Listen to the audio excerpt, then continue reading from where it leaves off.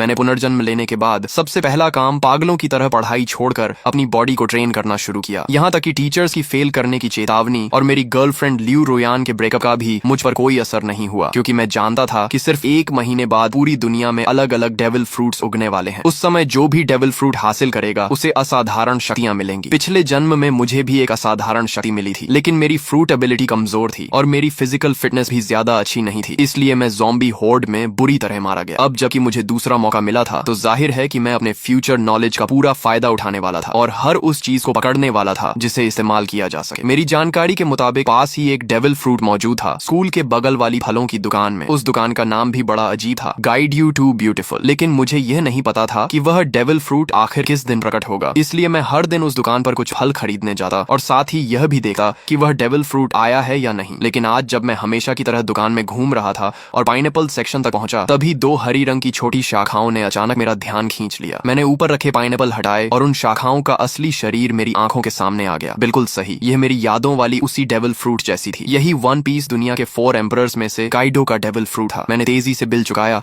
और बाकी फलों से भरा एक बैग भी उठा लिया ताकि किसी को शक न हो। जैसे ही मैं दुकान से बाहर निकला, सामने एक मजबूत शरीर वाला मध्यम उम्र का आदमी दिखाई दिया, वही आदमी जो पिछले जन्म में अज़्योर ड्रैगन फ्रूट का मालिक बना था। मैंने मन ही मन राहत की सांस ली। अगर मैं थोड़ी देर और कर देता तो ये फ्रूट उसी के हाथ लग जाती। हॉस्टल लौटे ही मैंने एक पल की भी देरी नहीं की और अज़्योर ड्रैगन फ्रूट को उठाकर सीधे एक बड़ा काट लिया। उसका स्वाद ऐसा था जैसे किसी ने सूखे पानी के टैंक और गंदगी के गड्ढे को मिलाकर उसमें सड़ी हुई पोछे की कपड़े को घुमा दिया हो और फिर सीधे मुंह में ठूंस दिया हो। इतनी गंदी टेस्ट थी कि मैं लगभग वहीं उल्टी कर देता, लेकिन मैंने खुद को रोका और किसी तरह उस गूदे को निगल लिया। फिर मैंने दिल मजबूत करके उसका बचा हुआ छिलका, बीज और वो छोटी बैंगनी शाखा भी निगल ली। काफी देर बाद मैंने गहरी सांस ली। अब चमत्कार का बीज बोया जा चुका था, बाकी सिर्फ इंतजार करना था। इसके बाद मैंने मोबाइल निकाला और शॉर्ट वीडियोस तथा फोरम ब्राउजिंग शुरू कर दी। कई प्लेटफॉर्म देखने के बाद मैंने एक आईडी सर्च की और पहला वीडियो खोला। भाइयों, देख रहे हो, ये थंडर फ्रूट है। कमेंट सेक्शन में बोली लगाओ, जो ज्यादा कीमत देगा उसे मिलेगा। ये देखकर मेरा दिल तेज धड़कने लगा। हालांकि अज़्योर ड्रैगन फ्रूट मैं पहले ही खा चुका था और दूसरा डेविल फ्रूट नहीं खा सकता था, लेकिन जब अपोकलिप्स आएगा और सभी लोग इसकी असली कीमत जान जाएंगे, तब करोड़ों रुपए देकर भी एक फ्रूट नहीं मिलेगी। ये सबसे महत्वपूर्ण ट्रेडिंग रिसोर्स थी और अगर ट्रेडिंग में इस्तेमाल न भी करूं तो मैं इसे अपने माता पिता या अपनी बहन को खिला सकता था। वैसे भी दूसरी फ्रूट खाने की संभावना पूरी तरह खत्म नहीं हुई थी, बस उसके लिए ताकत और किस्मत दोनों चाहिए थी। मैंने कमेंट सेक्शन में कुछ नहीं लिखा, बल्कि सीधे उस पीले बालों वाले लड़के वांग तियानची को प्राइवेट मैसेज भेजा। भाई, ये फ्रूट बहुत बढ़िया बनाई है, बिल्कुल असली जैसी लग रही है, मैं इसे खरीदना चाहता हूँ। कमेंट सेक्शन वाले लोग सिर्फ मजाक कर रहे हैं, जो कीमत चाहिए सीधे बताओ, अगर सही लगी तो तुरंत खरीद लूंगा। उसने जवाब दिया, भाई ये सचमुच डेविल फ्रूट है, इसकी कीमत 15 लाख है। मैंने कहा, अगर ये सच में डेविल फ्रूट है तो तुम खुद क्यों नहीं खा लेते? अगर बेचने का इरादा है तो सामान्य कीमत बताओ, नहीं तो मैं तुम्हें ब्लॉक कर दूंगा। वह बोला, ठीक है, 1 लाख। मैंने कहा, 1000 फाइनल प्राइस। तुम्हारे जैसे कलेक्टिबल मॉडल की यही असली कीमत है। वह थोड़ा निराश हुआ, सोचा था ज्यादा पैसे ठग लूंगा, लेकिन 1000 भी ठीक है, कुछ दिन मौज हो जाएगी। मैंने कहा, ठीक है, पैसे दूंगा और सामान ले लूंगा। फिर मैंने पूछा, तुम कोई दुकान वाले नहीं हो? अगर मैं पैसे दे दूं और तुम सामान न भेजो तो बता दो, मैं आमने सामने डील करूंगा। उसने हंसकर कहा, सामने ही सही, क्या कर लोगे? उसने पता भेज दिया। फ्रूट मिलने के बाद मैं पूरी रफ्तार से निकल पड़ा और 2.5 घंटे में उसके बताए हुए छोटे शहर के स्टेशन पहुंच गया। मैंने पूछा, तुम वही हो जो डेविल फ्रूट बेच रहे थे? पेमेंट QR कोड दो, पहले फ्रूट देखूंगा फिर पैसे दूंगा। वह बोला, पहले पैसे फिर सामान। क्या तुम्हें लगता है मैं भाग जाऊंगा? मैंने कहा, यह तुम्हारा इलाका है। उसने सोचा और माना कि बात सही है, इस इलाके में उसकी थोड़ी बहुत पहचान थी। अगर मैं पैसे न देता तो वह एक फोन करता और उसके दोस्त मिनटों में पहुंच जाते। जब उसने बैग मेरी तरफ बढ़ाया तो मेरे हाथ तक कांप रहे थे। मैंने फ्रूट निकाली और मेरा दिल जोर जोर से धड़कने लगा। कोई गलती नहीं थी, ये असली डेविल फ्रूट थी। मैंने बिना समय गंवाए तुरंत 1000 रुपए ट्रांसफर कर दिए, फ्रूट को संभाला और वापस निकल पड़ा। अगर इस बेकार जगह से ट्रेन चलती होती तो मैं उसी समय घर लौट जाता। वापसी के रास्ते में मैं मोबाइल पर शॉर्ट वीडियोस देख रहा था कि अचानक एक वीडियो ने मेरा ध्यान खींच लिया। हाल ही में कई लोग अचानक बेहोश हो रहे हैं और लोगों के शरीर पर अजीब अजीब धब्बे दिखाई देने लगे हैं। एक्सपर्ट्स का कहना था कि यह संभवतः किसी नए प्रकार का फ्लू हो सकता है और सभी से मास्क पहनने तथा सावधानी बरतने की अपील की जा रही थी। ये खबर देखते ही मेरा दिल जोर से धड़क उठा। बेहोशी, शरीर पर धब्बे, क्या यह वही संकेत नहीं थे जो पिछले जन्म में अपोकलिप्स शुरू होने से पहले दिखाई दिए थे? मैंने बिना एक पल गंवाए हॉस्टल की ओर दौड़ लगा दी। पहले से तैयार रखा हुआ अपना सामान उठाया और बाहर निकलने ही वाला था कि पीछे से अचानक एक दर्दनाक चीख सुनाई दी। कई छात्र अचानक जमीन पर गिर पड़े और उनके शरीर पर धब्बे उभरने लगे। इसके तुरंत बाद एक रहस्यमयी दबाव पूरे क्षेत्र में फैल गया, जिससे सभी लोग हिलने तक में असमर्थ हो गए। तभी जो लोग पूरी तरह बेहोश हो चुके थे वे अचानक झटके से उठ बैठे। उनकी आंखें लाल हो गईं, नाखून लंबे और नुकीले हो गए और वे पागलों की तरह एक एक कमरे से बाहर निकलने लगे। देखते ही देखते पूरे हॉस्टल में अफरा तफरी मच गई और अनगिनत छात्र रोते चिल्लाते बाहर की ओर भागने लगे। लेकिन उसी क्षण मैंने महसूस किया कि मेरे ब्लड लाइन की गहराइयों से एक शक्ति जाग रही है। मेरे शरीर में एज्योर ड्रैगन की शक्ति उभरने लगी। मैंने सिर उठाकर एक गूंजती हुई गर्जना की। मेरी त्वचा पर नीले ड्रैगन स्केल्स उभर आए, सिर पर ड्रैगन हॉर्न्स निकल आए और मेरे हाथ ड्रैगन क्लॉज में बदल गए। मेरा पूरा शरीर हाइब्रिड ड्रैगन फॉर्म में बदलने लगा। गलियारे में मौजूद छात्र मुझे देखकर बुरी तरह डर गए, क्योंकि उनकी नजर में मैं भी उन लोगों की तरह एक मॉन्स्टर बन चुका था। लेकिन इस हाइब्रिड फॉर्म ने मेरी फिजिकल स्ट्रेंथ, डिफेंस, स्पीड और रिकवरी एबिलिटी को कई गुना बढ़ा दिया था। तभी पीछे से 2 ज़ॉम्बीज दहाड़ते हुए मेरी तरफ झपटे। मैंने ड्रैगन क्लॉ घुमाई और उन्हें एक ही वार में दूर फेंक दिया। तभी एक और ज़ॉम्बी दूसरे कमरे से बाहर निकला। मैंने मुंह खोलकर गर्म सांस छोड़ी और अगली ही क्षण आग की लपटों ने उसे राख में बदल दिया। लेकिन सिर्फ इतनी सी फ्लेम ब्रेथ के बाद ही मुझे अपनी स्टैमिना तेजी से घटी हुई महसूस हुई। डेविल फ्रूट की असली ताकत स्टैमिना पर निर्भर करती है। भविष्य में हाकी कितना भी आम क्यों न हो जाए, आखिरकार खर्च स्टैमिना का ही होता है। अपोकलिप्स के शुरुआती चरण में हर किसी की फिजिकल लिमिट बहुत कम होती है। मैं काइडो जैसी ओनी रेस से नहीं था और न ही उसके जैसा मॉन्स्टर कॉन्स्टिट्यूशन रखता था। इसलिए एज्योर ड्रैगन फ्रूट मिलने के बावजूद मैं उसकी पूरी ताकत नहीं निकाल सकता था। लेकिन मेरे पास इसका समाधान था। मैंने अपना बेसबॉल बैट उठाया। यह खास तौर पर बनवाया गया हैवी रीइंफोर्स्ड बैट था, जो ज़ॉम्बी के सिर कुचलने के लिए बिल्कुल परफेक्ट था। मैंने बैट घुमाया और उस पर बिजली की लहरें दौड़ने लगी। एज्योर ड्रैगन फ्रूट हवा, आग और बिजली तीनों एलिमेंट्स को कंट्रोल कर सकता था। भले ही इसकी ताकत लोजिया फ्रूट्स जितनी न हो, लेकिन अटैक एनहांस करने के लिए यह काफी थी। मैं गलियारे में ज़ॉम्बीज का सफाया करता हुआ आगे बढ़ता गया और जल्दी ही बाकी छात्रों का ध्यान मेरी तरफ गया। लगातार ज़ॉम्बीज को खत्म करने की वजह से उन्हें भागने और सांस लेने का मौका मिल रहा था। बिजली से घिरा मेरा बेसबॉल बैट सचमुच थंडर बागवा जैसा लग रहा था। लगभग हर ज़ॉम्बी मेरे सामने एक ही वार में खत्म हो रहा था। लेकिन मैं इस कत्लेआम के रोमांच में नहीं डूबा। लड़ते हुए मैं तेजी से नीचे की ओर बढ़ता रहा। मेरा पहला लक्ष्य था किसी भी कीमत पर घर पहुंचना, ताकि इस जन्म में मेरे माता पिता और मेरी छोटी बहन को फिर कभी अपमान और अत्याचार न सहना पड़े। दूसरा लक्ष्य था जितनी जल्दी हो सके 100 ज़ॉम्बीज मारना, क्योंकि जो व्यक्ति अकेले 100 ज़ॉम्बीज खत्म करता उसके लिए डिवाइन स्पेस खुल जाती थी। वहां से मैं 3 कलर हाकी की ट्रेनिंग मेथड प्राप्त कर सकता था और अपनी ताकत तेजी से बढ़ा सकता था। एज्योर ड्रैगन उड़ सकता था, लेकिन मेरी मौजूदा स्टैमिना इतनी नहीं थी कि मैं उड़कर घर पहुंच सकूं। इसलिए मैं लोहे के बैट को घुमाते हुए एज्योर ड्रैगन वॉर गॉड की तरह आगे बढ़ता गया। मेरे पीछे बड़ी संख्या में छात्र जमा हो गए जो मेरे पीछे पीछे निकलना चाहते थे, लेकिन उन्हें नहीं पता था कि अपोकलिप्स में कहीं भी सेफ प्लेस नहीं होती। कई बार हॉस्टल का दरवाजा बंद करके अंदर छिपे रहना ज्यादा समय तक जिंदा रख सकता था। जब मैं हॉस्टल से बाहर निकला तो नीचे का दृश्य देखकर मेरी आंखें सिकुड़ गईं। यह स्कूल कभी एक मास ग्रेवयार्ड हुआ करता था। कैंपस में यह अफवाह मशहूर थी कि यहाँ यिन एनर्जी बहुत ज्यादा है और इसी वजह से आसपास रहने वाले लोग अक्सर बीमार पड़ जाते थे। बाद में एक फेंग शुई मास्टर ने सलाह दी थी कि यहाँ एक स्कूल बनाया जाए ताकि युवाओं की यांग एनर्जी इस जगह की यिन एनर्जी को दबा सके। लेकिन अब जो कंकाल वर्षों से जमीन के नीचे दफन थे, ज़ॉम्बी वायरस के प्रभाव से सभी जमीन फाड़कर बाहर निकल आए थे और जो भी जीवित इंसान दिख रहा था उस पर हमला कर रहे थे। कोई मुझे बचाओ! पूरे कैंपस में हाहाकार मचा हुआ था। हर कोई जान बचाने के लिए भाग रहा था। लोग घबराहट में एक दूसरे से टकरा रहे थे, लेकिन मैंने किसी पर ध्यान नहीं दिया और सीधे मेन गेट की दिशा में बढ़ता गया। रास्ते में चाहे ज़ॉम्बी मिले या स्केलेटन मॉन्स्टर, मैंने सबको अपने बैट से कुचल दिया। आखिरकार जब मैं स्कूल गेट तक पहुंचा तभी मेरा शरीर अचानक रुक गया। सिर्फ मैं ही नहीं, सभी लोग और यहाँ तक कि ज़ॉम्बीज भी वहीं थम गए। ऐसा लगा जैसे पूरे संसार का टाइम फ्रीज हो गया हो। फिर मेरी आंखों के सामने अंधेरा छा गया। Divine descent, devil fruits have arrived, divine space activated. जब मैंने दोबारा आंखें खोली तो खुद को एक रहस्यमयी स्थान में पाया। यहाँ न समय था, न दिशा, न कोई वास्तविक स्थान। केवल 2 लाइट स्क्रीन्स मौजूद थी, एक बड़ी और एक छोटी। बड़ी स्क्रीन पर लिखा था डिवाइन शॉप और छोटी स्क्रीन पर लिखा था पर्सनल पैनल। पिछले जन्म में मैं इन चीजों से भली भांति परिचित था। यह किसी अज्ञात सत्ता द्वारा दिया गया अवसर था जहाँ पॉइंट्स के बदले टेक्निक्स, इक्विपमेंट, स्किल्स और रिसोर्सेज खरीदे जा सकते थे। तभी घोषणा हुई, आप पहले व्यक्ति हैं जिसने 100 ज़ॉम्बीज का शिकार किया है। आपको डिवाइन रिवॉर्ड प्राप्त होगा। आपने अपोकलिप्स शुरू होने के 10 मिनट के भीतर 100 पॉइंट्स प्राप्त कर लिए हैं, इसलिए आपको विशेष रिवॉर्ड दिया जाएगा। इसके बाद मेरे सामने 3 विकल्प आए। पहला रिवॉर्ड था परफेक्ट फ्रूट, जो मेरे एज्योर ड्रैगन फ्रूट को पूर्ण अवस्था में पहुंचा देता। इसके बाद फ्रूट की सभी साइड इफेक्ट्स समाप्त हो जाती। मैं सी स्टोन और सी वाटर से प्रभावित नहीं होता और यहाँ तक कि दूसरा डेविल फ्रूट भी खा सकता था बिना शरीर फटे। दूसरा रिवॉर्ड था हाकी जीनियस। इसके लिए किसी ट्रेनिंग या पॉइंट्स की जरूरत नहीं थी। मुझे तुरंत 3 कलर हाकी जागृत हो जाती और बिना अभ्यास के भी धीरे धीरे बढ़ती रहती। यदि मैं ट्रेनिंग करता तो इसकी ग्रोथ स्पीड 2 गुनी हो जाती। तीसरा रिवॉर्ड था ज़ॉम्बी स्लेयर डिवाइन वेपन। मुझे अपनी पसंद का सुप्रीम ग्रेड वेपन मिलता जो ज़ॉम्बीज को 2 गुना डैमेज देता। फ्रूट, हाकी या वेपन, 3 में से एक चुनना था। पहला और तीसरा रिवॉर्ड तुरंत कॉम्बैट पावर बढ़ाते थे, जबकि दूसरा धीरे धीरे ताकत बढ़ाता, लेकिन उसकी पोटेंशियल लिमिट कहीं अधिक थी। पिछले जन्म के अनुभव के अनुसार बाद के चरणों में भी हाकी कभी आउटडेटेड नहीं हुई थी। मैं कुछ क्षण सोच में पड़ गया। तभी मुझे काइडो की कही बात याद आई, हाकी ही असली आधार है। रॉजर और गार्ब के पास कोई डेविल फ्रूट नहीं थी, फिर भी वे दुनिया के सबसे शक्तिशाली योद्धा बने। यहाँ तक कि काइडो ने हाकी को इतना महत्व दिया कि उसने उसने अपनी फ्रूट अवेकनिंग तक पर ज्यादा ध्यान नहीं दिया। ये सोचते ही मैंने फैसला कर लिया, ताकतें जितनी ज्यादा हों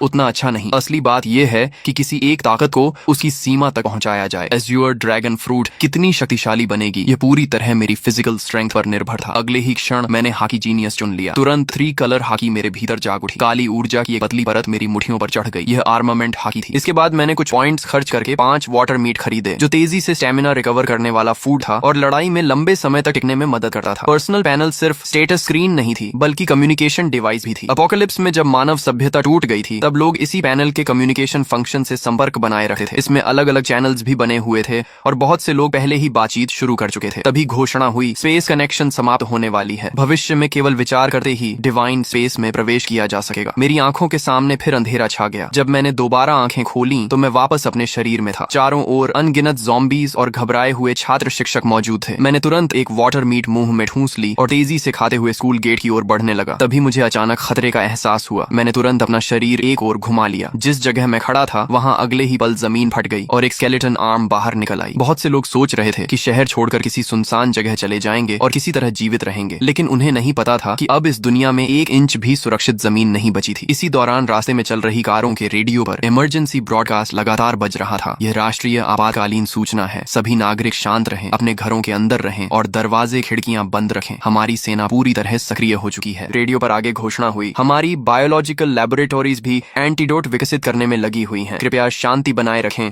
और घबराहट में कोई गलत कदम न उठाएं। लेकिन मैं जानता था कि सच्चाई इससे कहीं ज्यादा भयावह है। ज़ॉम्बी वायरस की पहली लहर हवा के जरिए फैलती थी और जिन लोगों की फिजिकल कॉन्स्टिट्यूशन कमजोर होती थी वे सबसे पहले संक्रमित होते थे। इसी वजह से हॉस्पिटल्स और ओल्ड एज होम्स संक्रमण के सबसे बड़े केंद्र बन गए थे। अपोकलिप्स शुरू होने के बाद वायरस का मुख्य संक्रमण तरीका ब्लड ट्रांसमिशन बन जाता था। ऐसी स्थिति में सेना के जवान, जिनकी फिजिकल फिटनेस सबसे अच्छी होती थी, उनके संक्रमित होने की संभावना बहुत कम रहती थी। इसलिए अपोकलिप्स की शुरुआत में मिलिट्री अभी भी कुछ हद तक प्रभावी रहती थी, लेकिन मैं जानता था कि यह ज्यादा समय तक नहीं चलेगा। अगर सेना तेजी से ज़ॉम्बीज को खत्म करना चाहती तो उसे गन्स और अन्य फायर आर्म्स का इस्तेमाल करना पड़ता, लेकिन ऐसा करने पर उन्हें पॉइंट्स नहीं मिलते। पॉइंट्स के बिना वे मजबूत नहीं बन सकते थे। दूसरी तरफ ज़ॉम्बीज लगातार विकसित होते जाते और आखिरकार ऐसे स्तर पर पहुंच जाते जहां सामान्य फायर आर्म्स भी उनके सामने बेअसर हो जाती। जैसे जैसे ज़ॉम्बीज मजबूत होते, सेना कमजोर पड़ती जाती और समाज का पतन तेजी से होने लगा। इसलिए इस अपोकलिप्स में असली उम्मीद सिर्फ एक ही थी, हर इंसान को योद्धा बनना होगा और खुद ज़ॉम्बीज से लड़ना होगा। यह एक ऐसी सर्वाइवल कंपटीशन थी जिसमें केवल योग्य और शक्तिशाली लोग ही आगे बढ़ सकते थे। मेरी कार तेज रफ्तार से सड़क पर दौड़ रही थी। रास्ते में अगर कोई ज़ॉम्बी सामने आ भी जाता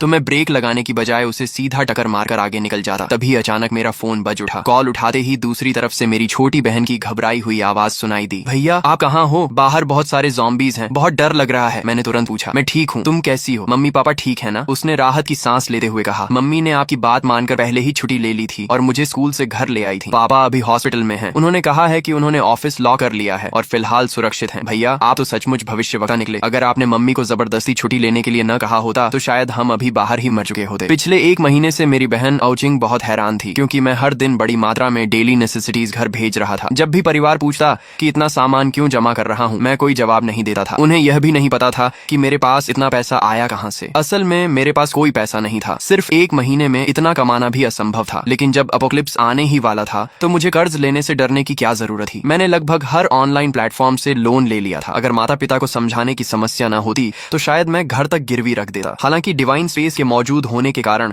बहुत ज्यादा रिसोर्सेज जमा करने की जरूरत भी नहीं थी। यह सामान सिर्फ इमरजेंसी के लिए था। हम बात ही कर रहे थे कि सामने एक लग्जरी कार अचानक रास्ते में कूद पड़े ज़ॉम्बी से बचने की कोशिश में पलट गई। उसी पल एक भयानक चेन कलिजन शुरू हो गई। पीछे आ रही कई गाड़ियां एक दूसरे से टकरा गईं और कुछ ही सेकंड में सड़क पर तबाही मच गई। कई लोग वहीं मारे गए, लेकिन मैं पहले से जानता था कि ऐसा होगा। अब रुकना संभव नहीं था। मैंने तुरंत अपना बैकपैक और बेसबॉल बैट पकड़ा, एज्योर ड्रैगन फॉर्म में बदल गया और कार की छत तोड़कर सीधे आसमान में उड़ गया। बादलों और धुंध ने मेरे विशाल ड्रैगन बॉडी को ऊपर उठाया और मैं तेजी से आसमान की ओर बढ़ गया। यह चमत्कारी दृश्य देखकर सड़क पर मौजूद सभी लोग स्तब्ध रह गए। पहले से भयानक कार एक्सीडेंट अब और भी ज्यादा अराजक हो गया, लेकिन मुझे नीचे हो रहे हंगामे से कोई मतलब नहीं था। मैं सीधे बादलों के बीच घुस गया और अपने घर की दिशा में उड़ने लगा। बीच बीच में मैं बैकपैक से वाटर मीट निकाल कर खाता ताकि स्टेमिना रिकवर होती रहे। मेरी मौजूदा ताकत इतनी नहीं थी कि मैं लगातार लंबे समय तक उड़ सकूं। आखिरकार जब सारी वाटर मीट खत्म हो गई तो मुझे जमीन पर उतरना पड़ा और मैं वापस ह्यूमन फॉर्म में बदल गया। मैंने आसपास नजर दौड़ाई। फिलहाल वहां कोई ज़ॉम्बी दिखाई नहीं दे रहा था। मैंने तुरंत डिवाइन स्पेस में प्रवेश किया और फिर से 5 वाटर मीट एक्सचेंज कर ली और उन्हें बैकपैक में भर लिया। इस समय मेरे बैकपैक में सिर्फ 5 वाटर मीट और एक थंडर फ्रूट ही। एक वाटर मीट खाने के बाद मैंने दोबारा उड़ान नहीं भरी, क्योंकि वाटर मीट स्टेमिना तो रिकवर कर सकती थी, लेकिन अगर लगातार उसी पर निर्भर रहा जाए तो स्टेमिना कंजम्पशन और तेज हो जाती थी। साथ ही मेंटल फटीग को यह बिल्कुल रिकवर नहीं कर सकती थी। मैंने मैप खोला और अपनी स्थिति देखी। मुझे किसी हाईवे तक पहुंचना था और वहां से एक व्हीकल हासिल करनी थी। दिशा तय करने के बाद मैं फिर से एज्योर ड्रैगन में बदल गया। इस बार मैं सिर्फ 10 मिनट तक उड़ा और जल्द ही नीचे एक हाईवे दिखाई देने लगी, जहां अनगिनत व्हीकल्स तेज रफ्तार से दौड़ रही थी। मेरा लक्ष्य था कोई मजबूत ऑफ रोड एसयूवी ढूंढना। नीचे सड़क पर मौजूद कई लोगों ने आसमान में उड़ते एज्योर ड्रैगन को देख लिया था। तुरंत लोगों ने अपने फोन्स निकालकर वीडियो बनाना शुरू कर दिया और उसे डिवाइन स्पेस के कम्युनिकेशन चैनल पर अपलोड कर दिया। दोस्तों, मैंने ड्रैगन देखा है, बहुत बड़ा एज्योर ड्रैगन, कम से कम 10 मीटर लंबा होगा, किसी ने लिखा। दूसरे ने जवाब दिया, ये जरूर काइडो का एज्योर ड्रैगन फ्रूट होगा। पता नहीं किस लकी आदमी को इतनी ताकतवर मिथिकल बीस्ट फ्रूट मिल गई। तभी किसी और ने लिखा, मुझे भी कभी थंडर फ्रूट मिली थी, लेकिन मैंने उसे नकली समझकर बेच दिया। ये मैसेज लिखने वाला वही पीले बालों वाला हुआंग तियंची था। उसे अब पछतावे से खुद को मार लेने का मन कर रहा था। आखिर उसने असली थंडर फ्रूट सिर्फ 1000 रुपए में बेच दी थी। जीजू से यूजो जाने वाले हाईवे के ऊपर उड़ते हुए मैं आखिरकार एक बेहद मजबूत दिखने वाली ऑफ रोड एसयूवी पर नजर टिकाने ही वाला था। मैं नीचे उतरकर राइड लेने की तैयारी कर रहा था कि तभी मेरी नजर सड़क किनारे खड़े एक विशाल पेड़ पर पड़ी। वहां किसी चीज की हल्की लेकिन रहस्यमयी चमक टिमटिमा रही थी। मैंने पहले ही अनुमान लगाया था कि दुनिया में प्रकट होने वाले अधिकांश डेविल फ्रूट्स जोन टाइप के होंगे। हालांकि मिथिकल बीस्ट फ्रूट्स भी उतने दुर्लभ नहीं थे जितना लोग सोचते थे। आखिर दुनिया की हर संस्कृति और हर सभ्यता में अनगिनत मिथिकल क्रीचर्स, डिवाइन बीस्ट्स और डीमोनिक मॉन्स्टर्स मौजूद थे। उन सभी के आधार पर नई मिथिकल बीस्ट फ्रूट्स जन्म लेने वाली थी। लेकिन भले ही मिथिकल फ्रूट्स की संख्या बढ़ जाए, फिर भी वे सबसे शक्तिशाली फ्रूट्स में गिनी जाती थी। मैंने अपने ड्रैगन क्लॉ से उस चमकती हुई फ्रूट को तोड़ा और उसे पीछे लटके बड़े बैकपैक में रख लिया। जब मेरे पॉइंट्स 1000 तक पहुंच जाएंगे, तब डिवाइन स्पेस में एक नया फंक्शन अनलॉक होगा, डेविल फ्रूट आइडेंटिफिकेशन। उसकी मदद से मैं किसी भी फ्रूट की एबिलिटी पहले से जान सकता था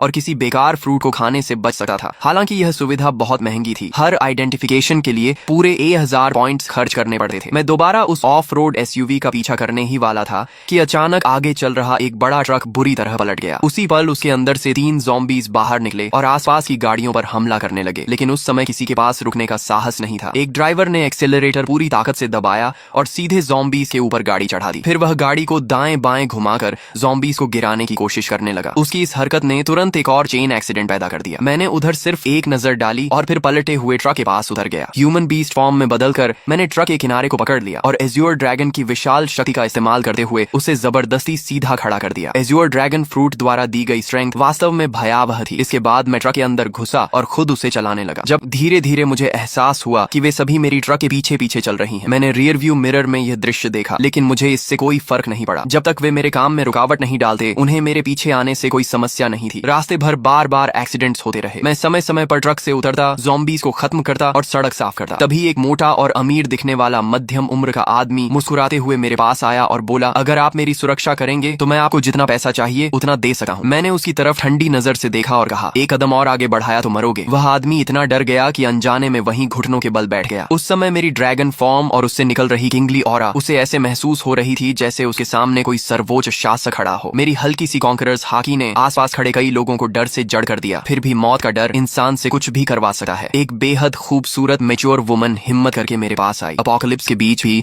उसने खुद को बेहद आकर्षक तरीके से सजाया हुआ था। उसने मुस्कुराते हुए कहा, हैंडसम, क्या आप मुझे अपने साथ ले जा सकते हैं? आप मेरे साथ जो चाहें कर सकते हैं। मैंने बिना भाव बदले सिर्फ एक शब्द कहा, दफा हो जाओ। मैं अभी अपनी ड्रैगन एबिलिटी हटाकर ट्रक में चढ़ने ही वाला था कि तभी एक लंबा चौड़ा ताकतवर आदमी तेजी से मेरी तरफ आया। उसने देखा कि मैं रुकने वाला नहीं हूँ तो जल्दी जल्दी बोला, सर, मैंने भी बहुत सारी अपोकलिप्स नॉवेल्स पढ़ी हैं। आप इतने शक्तिशाली हैं, लेकिन क्या आपको बेस बिल्ड करने के लिए लोगों की जरूरत नहीं पड़ेगी? मेरा नाम लिन कुई है। मेरे पास कोई खास टैलेंट नहीं है, लेकिन ताकत बहुत है। मैं एक कॉम्बैट कोच हूँ और निश्चित रूप से आपके काम आ सकता हूँ। मैं रुक गया और उसकी तरफ देखने लगा। थोड़ी पर हाथ रखकर कुछ देर सोचता रहा। उसकी बात गलत नहीं थी। सिविलाइजेशन और सोशल ऑर्डर जल्द ही पूरी तरह खत्म होने वाले थे। अगर मुझे अपोकलिप्स में लंबे समय तक जीवित रहना था तो मुझे अपना खुद का सेफ बेस बनाना पड़ेगा। ज़ॉम्बीज की ग्रोथ स्पीड बहुत तेज थी। अकेले मेरे लिए हर समय अपने परिवार की रक्षा करना मुश्किल था। जब लिन कुई ने देखा कि मैं सोच रहा हूँ तो उसके चेहरे पर खुशी छा गई। उसने बिना देर किए अपना सामान, अपनी कार और बाकी सब कुछ वहीं छोड़ दिया। उसे डर था कि अगर उसने एक पल भी देरी की तो मैं उसे छोड़कर चला जाऊंगा। वह इतना सावधान था कि फ्रंट सीट पर बैठने की हिम्मत भी नहीं कर सका। अपनी फिजिकल फिटनेस का इस्तेमाल करते हुए सीधे ट्रक के पीछे वाले कार्गो एरिया में चढ़ गया। लिन कुई की सफलता देखकर बाकी लोगों को भी उम्मीद नजर आने लगी। उन्हें लगा कि मैं पूरी तरह निर्दयी नहीं हूँ। तभी वह अमीर मध्यम उम्र का आदमी फिर कुछ कहने ही वाला था कि मैंने उसे बीच में रोक दिया। अगर मैं लोगों को भर्ती भी करूंगा तो किसी को सिर्फ उसके शब्दों पर नहीं चुनूंगा। शुरुआती चरण में एक आदमी ही काफी है और उसकी लॉयल्टी भी अभी साबित नहीं हुई है, उसे समय के साथ परखा जाएगा। तभी वह खूबसूरत महिला फिर आगे आई और दृढ़ आवाज में बोली, कृपया मुझे एक मौका दीजिए। मेरी क्षमता और मेरी जान दोनों आपके लक्ष्य पूरे करने के लिए समर्पित रहेंगी। उसकी आंखों में झलकता दृढ़ निश्चय देकर मुझे एहसास हुआ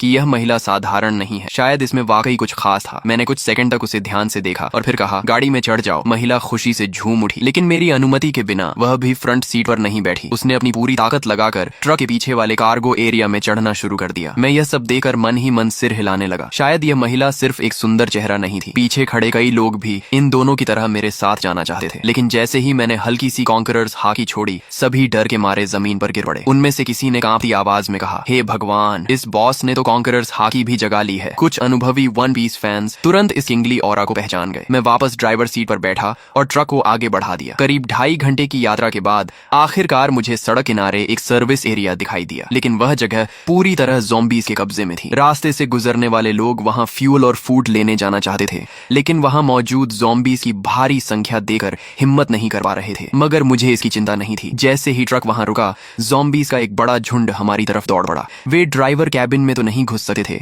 इसलिए ट्रक के पीछे चढ़कर लिन कुई और उस महिला पर हमला करने की कोशिश करने लगे। दोनों डरकर कार्गो एरिया के अंदर दुबक गए और सिर तक बाहर निकालने की हिम्मत नहीं कर पाए। मैं ट्रक से उतरा, ह्यूमन बीस्ट फॉर्म में बदला और बेसबॉल बैट घुमाते हुए कुछ ही सेकंड में ट्रक पर चढ़ रहे कई ज़ॉम्बीज़ के सिर कुचल दिए। तभी मुझे एहसास हुआ कि पीछे पीछे आ रहा पूरा व्हीकल कॉन्वॉय भी इस सर्विस एरिया तक पहुंच चुका था। वे लोग चाहते थे कि मैं ज़ॉम्बीज़ को खत्म कर दूं ताकि वे आराम से फ्यूल और सप्लाईज ले सकें। लेकिन जैसे ही उनकी गाड़ियां वहां पहुंची, अगले ही पल ज़ॉम्बीज़ का विशाल झुंड उन गाड़ियों की ओर टूट पड़ा और मजबूर होकर वह पूरा व्हीकल कॉन्वॉय सर्विस एरिया छोड़कर आगे निकल गया। उधर मैं एक एक वार में ज़ॉम्बीज़ को खत्म करता गया और कुछ ही देर में पूरे सर्विस एरिया को साफ कर दिया। सिर्फ एक ज़ॉम्बी मैंने लिनकुई के लिए छोड़ी ताकि वह प्रैक्टिस कर सके। आखिर वह एक कॉम्बैट कोच था, इसलिए उसकी स्ट्रेंथ, स्पीड और कॉम्बैट रिफ्लेक्सेस वाकई अच्छे थे। जब तक मैं फ्यूल भरकर लौटा, तब तक उसने भी उस ज़ॉम्बी को सफलतापूर्वक मार गिराया था। सप्लाईज इकट्ठा करने के बाद मैंने आखिरकार उस छिपाव पहने खूबसूरत महिला का नाम पूछा। हालांकि वह दिखने में पतली दुबली थी और पहली नजर में ज्यादा उपयोगी नहीं लगती थी, लेकिन जब से वह मेरी ट्रक पर चढ़ी थी, उसने खुद को काफी अच्छा साबित किया था। ज़ॉम्बीज़ के ट्रक पर चढ़ने के दौरान भी उसने चीख पुकार नहीं मचाई थी। इससे मेरे मन में उसके लिए सम्मान थोड़ा और बढ़ गया। जैसे ही मैंने उसका नाम पूछा, उसने तुरंत जवाब दिया, मेरा नाम लियू मेंग कियन है। मैंने कहा, अब से फ्रंट सीट पर बैठो, ट्रक के कार्गो एरिया में चढ़ने की जरूरत नहीं है। ये सुनते ही उसने सिर झुकाकर कहा, जी मास्टर। उसके मुंह से निकला यह संबोधन मुझे फिर से चौंका गया। उसने मेरा नाम तक नहीं पूछा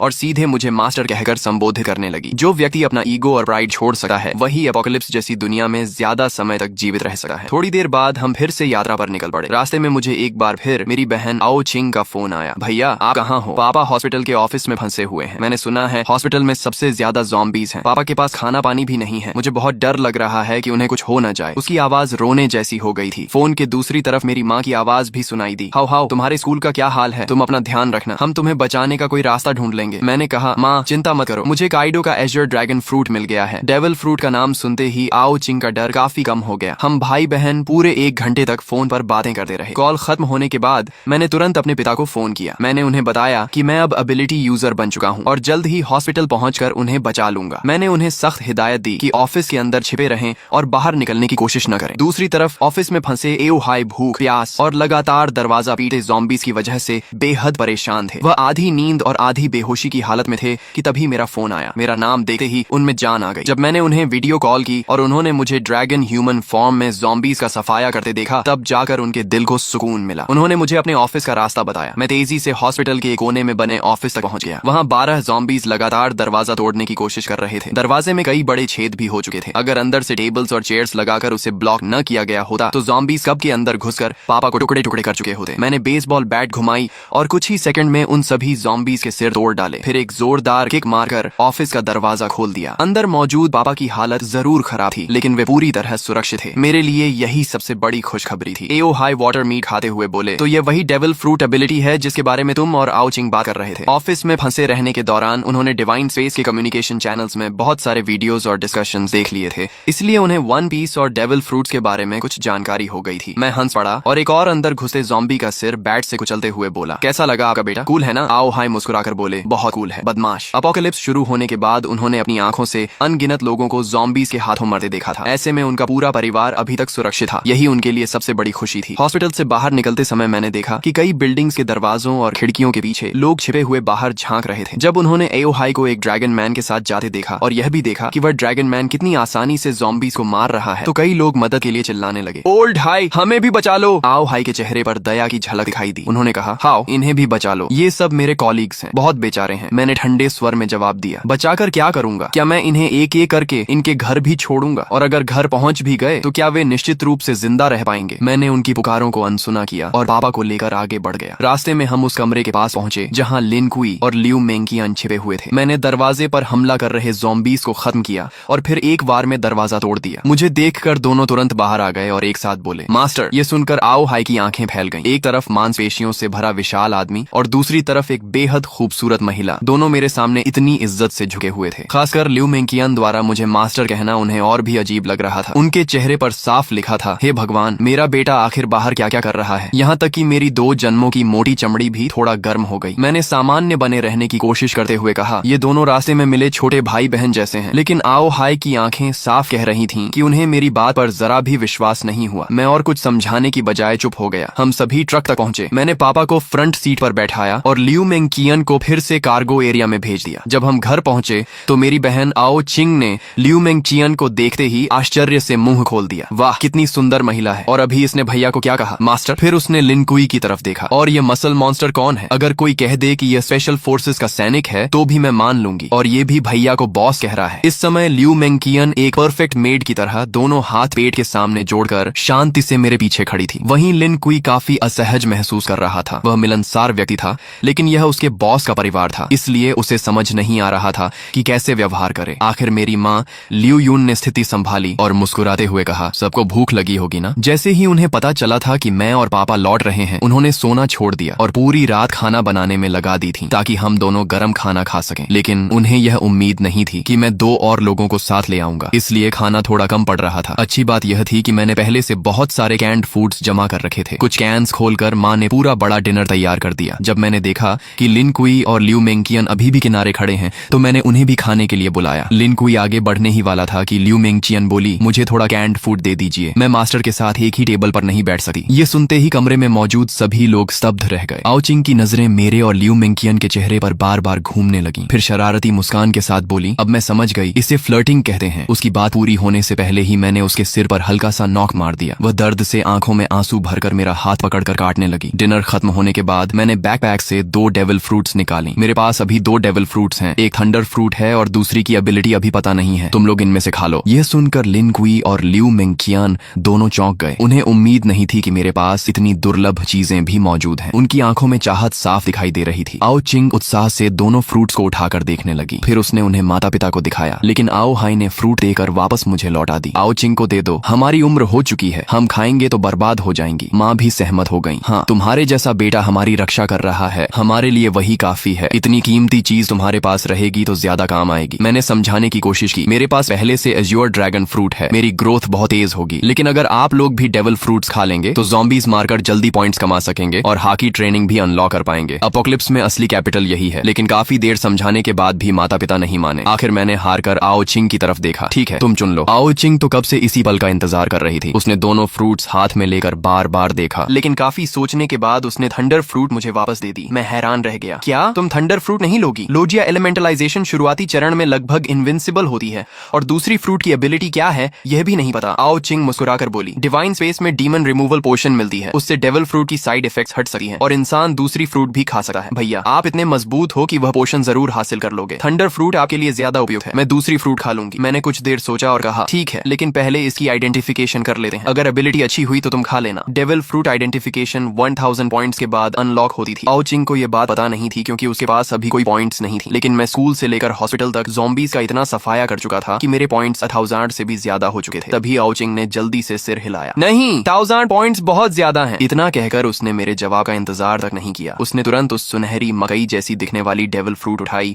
और एक बड़ा टुकड़ा काटकर निगल लिया। ये देखकर मैं घबरा गया। मुझे बिल्कुल उम्मीद नहीं थी कि वह सीधे फ्रूट खा लेगी। अगर यह कोई कमजोर एबिलिटी निकली तो बाद में पछताने का भी मौका नहीं मिलेगा। लेकिन अब बहुत देर हो चुकी थी। आओ चिंग फ्रूट का गूदा निगल चुकी थी। मैं केवल मन ही मन प्रार्थना कर सकता था कि उसे कोई शक्तिशाली एबिलिटी मिले।